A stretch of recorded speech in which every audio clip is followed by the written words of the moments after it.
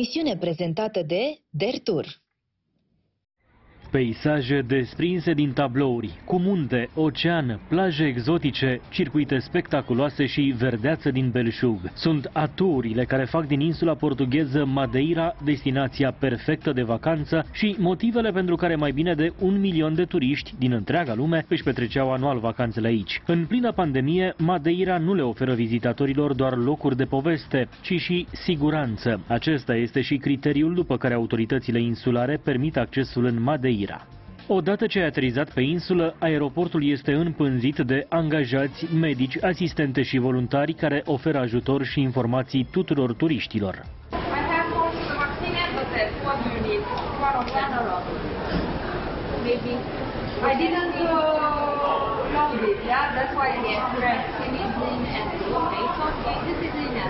But since we opened the island in July 2020, we decided to do PCR test upon arrival, obligatory for every single passenger who landed at Funchal Airport. That test was supported by the government. A year passed and then we came to the conclusion that was a very smart decision. By the end of the month, I think we have some heard about that will be only antigen tests. Însă, până atunci, regulile sunt clare și făcute să-i protejeze pe toți cei care vizitează insula. Madeira primește turiști români în baza unui PCR efectuat cu 72 de ore înainte de plecare. De asemenea, trebuie completat un formular epidemiologic, în urma căruia se obține un QR code care este scanat în momentul în care turistul aterizează pe insulă. Aceste informații trebuie reverificate înainte de plecare pe site-ul Ministerului Afacerilor Externe.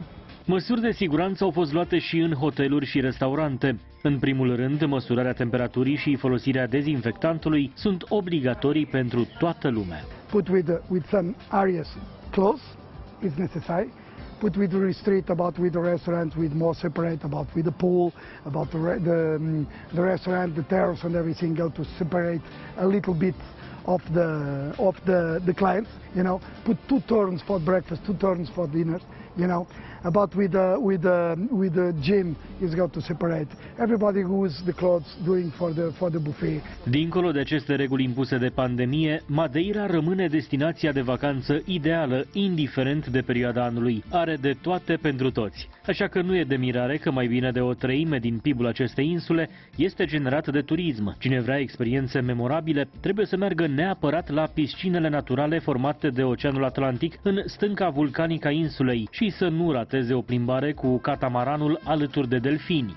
Și cei care iubesc scufundările pot avea parte de experiențe inedite.